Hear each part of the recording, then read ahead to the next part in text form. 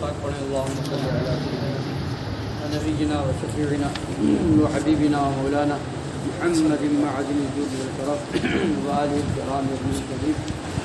و امتہ الکریمۃ و بارک وسلم۔ تو یہ چل رہا تھا کہ صلح کلی قسم کے مولوی یا اور بھی اس طرح کے لیڈر ٹائپ کے لوگ کچھ باتیں ایسی لے کے آتے ہیں قرآن سے یا حدیث پاک سے یا پھر اپنے خیال سے جو بظاہر بڑی اچھی لگتی ہے، نہ جاننے والا اس کے بہکاوے میں آ سکتا ہے۔ تو انہی میں سے ایک بات یہ کرتے ہیں، کبھی یوں واعظ فرماتے ہیں کہ بد مذہبوں سے جدائی میں عداوت و مخالفت چمکتی رہے گی، اس صورت میں ہدایت کی امید کیسی؟ اور جب ایک جگہ ہم کو بددینوں بد مذہبوں کے ساتھ نشست و برخاست کا موقع حاصل ہوگا تو رفتہ رفتہ یہ باتیں دفع کر کے انہیں راہ راست پر لے آئیں گے۔ یہ لوگ کہتے ہیں نا کہ جب بھگاؤ گے اور ان سے ملو گے نہیں تو راستے پر کیسے آئیں گے، ان کو ہدایت کیسے ملے گی؟ تو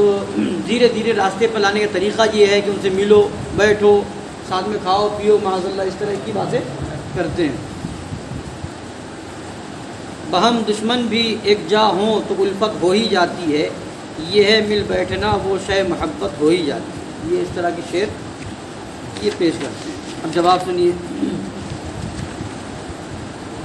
فرماتے ہیں بد مذہبوں گمراہوں کے ساتھ مجالست و مخالطت و مصاحبت میں، اٹھنے بیٹھنے ساتھ میں رہنے میں، اگر ان کے ہدایت پا جانے کا احتمال ہو، اگر ان کے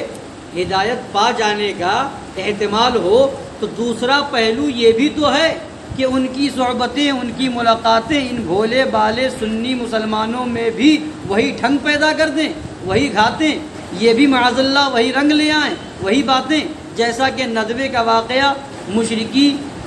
آندھی کا تجربہ اور ہمارے زمانے کی نام نہاد مسلم لیگ کا اتحاد و مخالطہ اس پر شاہد عدل ہے۔ جب یہ بات کرتے ہیں کہ ساتھ میں بیٹھیں گے، باتیں ہوں گی، گفتگو ہوگی، تو وہ راہ راست پہ آ جائیں گے، تو جہاں اس کا احتمال ہے، اس کی امید ہے کہ وہ آ جائے، وہاں اس کا بھی تو امکان اور احتمال ہے کہ معاذ اللہ کہیں ایسا نہ ہو کہ اس کی صحبت میں جا کر کے سنی ہی دیوبندی ہو جائے، معاذ اللہ رب العالمین۔ تو عقل بھی تو یہ کہتی ہے کہ جہاں پر ایسی بات، دو باتوں کا احتمال ہو، یہ ہو سکتا ہے کہ فائدہ ہو سکتا ہے کہ نقصان ہو، تو اب عقل کیا کہتی ہے؟ اب وہاں سے بچا ہی جائے گا نا۔ مثال کے طور پر کوئی ایک گلاس شربت لا کے دے، اب کوئی ایک یہ کہہ دے کہ مجھے شک ہو رہا ہے اس میں شاید زہر کا کوئی قطرہ اس میں گر گیا ہے، تھوڑا سا زہر مل گیا ہے تو شربت پورا، مگر تھوڑا سا جو ہے زہر ملا ہوا ہے اس میں۔ تو اب وہ اگرچہ یقین سے نہ بتائے مگر یہ کہے کہ ہو سکتا ہے اس میں مل گیا ہو، تو اب امکان پیدا ہو گیا، تو اب عقل مند انسان کیا کرے گا؟ ارے یار تمہیں یقین سے تھوڑی پتہ ہے کہ اس میں زہر ہی ملا ہے، چلو دیکھتے ہوگا تو دیکھا جائے گا۔ ایسا کرے گا کوئی بیوقوفی ہوگا ایسا کرے گا؟ عقل مند جو ہوگا تو یہی کہے گا نا کہ ارے شربت تو ہے مگر جب یہ بات آ گئی، امکان اس چیز کا ہے کہ زہر ملا ہے، جان جا سکتی ہے، تو اب اس شربت کو نہ پیو۔ تو اب ایسی جگہ جہاں بیٹھنے میں تم یہ کہہ رہے ہو کہ اس کا امکان ہے کہ وہ راہ راست پر آ سکتا ہے، تو اس کا بھی تو امکان ہے کہ ایک سنی گمراہ ہو سکتا ہے اس کی صحبت میں، تو اب ایسی جگہ بیٹھو ہی کیوں جہاں پر گمراہ ہونے کا امکان ہو اور احتمال ہو؟ یہ کون سی عقل مندی کی بات ہے؟ ہاں فرماتے ہیں اور فرمان الہی انکم اذا مثلہم، کہ بے شک اس وقت تم بھی انہی جیسے ہو جاؤ گے، ان کے ساتھ جب اٹھو گے بیٹھو گے، تو یہ قرآن پاک میں انکم اذا مثلہم، بے شک اس وقت تم بھی انہی جیسے ہو جاؤ گے، اس امر پر قول فصل ہے، یعنی پورا فیصلہ کر دیا قرآن پاک میں کہ جب ان کے پاس بیٹھو گے تو تم بھی اس وقت انہی جیسے ہو جاؤ گے۔ تو جب انہی جیسے ہو جاؤ گے تو پھر ان کے پاس بیٹھنے کا کیا مطلب رہا؟ پھر بحکم عقل و نقل، عقل بھی یہ کہتی ہے اور نقل یعنی قرآن و حدیث سے بھی ہے، ایسے اندیشہ مفاسد سے احتراز فرض، ایسے اندیشہ مفاسد سے جہاں ایسا اندیشہ ہو فساد کا، خرابی پیدا ہونے کا، تو وہاں پر احتراز، بچنا وہاں سے فرض ہے۔ بلکہ زمانے کی حالت، فتنے کی کثرت پر نظر کر کے تو ان صلح کلیوں کے اس امر کو، اس مرکوز خاطر کو جو فقط برائے گفتن ہے، مضمون بعید بلکہ ابعد، اور اس گزارش کو قریب تر خیال کرنا ضرور ہے۔ بے شک بد مذہبوں کی محبت بد مذہب بنا کر رہتی ہے۔ از ہم نفسانے ناموافق بگریز، از دوست نمایان منافق بگریز، چوں شب سیاہ است ظاہر و باطن شاں، از ظلمت شب چوں صبح صادق بگریز۔ اب یہ بھی دیکھ لیجئے کہ اس پہلو دار معاملے میں شریعت مطہرہ نے کس پہلو پر نظر فرمائی۔ دونوں باتیں ہیں نا، ہو سکتا ہے وہ ہدایت پر آ جائے، یا ہو سکتا ہے اس کی صحبت میں یہی گمراہ ہو جائے، دونوں باتیں ہیں۔ تو فرماتے ہیں پہلو دونوں ہیں، تو اب شریعت کیا کہتی ہے؟ فرماتے ہیں شریعت مطہرہ نے کس پہلو پر نظر فرمائی، کسے نظر انداز کیا؟ ہمارے بہی خواہ، ہمارے رؤوف و رحیم، ہم پر ہم سے زیادہ مہربان ہمارے رسول کریم علیہ وعلی آلہ افضل الصلاۃ واکرم التسلیم نے یہی فرمایا کہ لا تجالسوہم، ان کے پاس نہ بیٹھو، ایاکم و ایاہم لا یضلونکم ولا یفتنونکم، ان سے دور بھاگو، انہیں اپنے سے دور رکھو، کہیں وہ تمہیں بہکا نہ دیں، کہیں وہ تمہیں فتنے میں نہ ڈال دیں، معاذ اللہ۔ حضور اقدس صلی اللہ تعالی علیہ وسلم کے مقدس خیال میں یہ بات نہ آئی کہ ہمارے میل جول سے بد مذہب ہدایت پائیں گے۔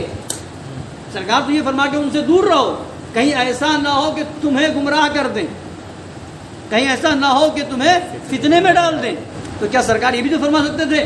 معذ اللہ یہ خیال نہیں تھا سرکار کو ہاں ان سے ملو کہ تاکہ وہ ہدایت پا جائے؟ یہ کیوں نہیں فرمایا؟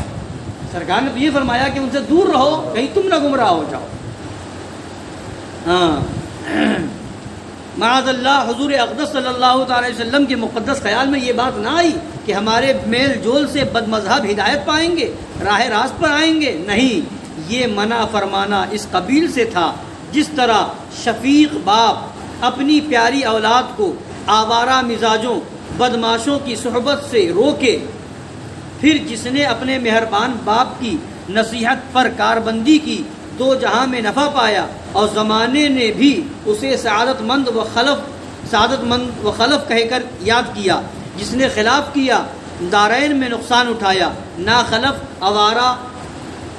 واہی ناکارہ کہلایا۔ اب یہ بھی تو ہوتا ہے نا کہ اب ہر ایک گھر میں لوگ اگر چاہتے اپنے بچوں کی تربیت اچھی ہو تو اپنے بچوں کو سمجھاتے نہیں سمجھاتے، بیٹا وہ برا آدمی ہے اس کے پاس مت بیٹھا کرنا، بیٹا وہ جواری ہے، بیٹا وہ شرابی ہے، یا ایسا ہے ویسا ہے۔ تو ایک باپ اپنی اولاد کو تربیت دیتا ہے، اس کے پاس نہ بیٹھنا، تو یہ کیوں نہیں کہتے ہو ہاں اس کے پاس جا کے بیٹھو، اس کو شراب چھڑوا دو، اس کی جاؤ اس کے پاس بیٹھو، اس سے جوا کھیلتا جوا چھڑوا دو اس سے، نہیں تو وہاں تو یہ کہتے ہو کہیں ایسا نہ ہو کہ تم بھی ویسے بن جاؤ، اس لیے دور رہو۔ تو یہ دنیا یہ اعمال کی خرابی ہے، اور بد مذہبوں کے ساتھ بیٹھنے میں معاذ اللہ عقیدے کی خرابی ہے۔ تو جیسے شرابی سے بچنا ضروری ہے، اس سے کہیں زیادہ وہابی سے بچنا ضروری ہے۔ فرماتے ہیں سب جانے دو، فرض کیا کہ صلح کلیوں کا یہ عذر معمولی قابل مقبولی ہے، مگر اس عذر نے کیا یہ بھی جائز کر دیا تھا کہ بد مذہبوں کو مسند وعظ پر بٹھایا جائے، ان سے لیکچر کہلوایا جائے، ان کی مدح و ستائش دینی کا گیت گایا جائے، ان کی تعظیم عظیم سے رب عظیم کا عرش ہلایا جائے، وہ صریح کفریات و ضلالات علانیہ بکیں، انہیں شربت کے سے گھونٹ بنا کر نوش جان فرمایا جائے، شیر مادر ٹھہرایا جائے، اور جو غربائے اہل سنت بحکم شریعت ان کلمات کفر و ضلالت پر اعتراض کریں تو انہیں ترقی قوم و آزادی وطن کا مخالف و دشمن بنایا جائے،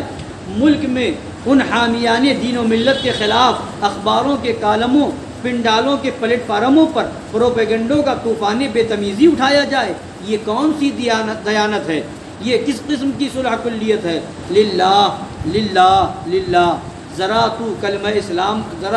اسلام کا پاس کرو، کچھ تو خدا و رسول جل جلالہ و صلی اللہ تعالی علیہ وآلہ وسلم سے ڈرو، واللہ هو الموفق بالخیر، اللہ تعالیٰ بھلائی کی توفیق دینے والا ہے۔ ہم سب کو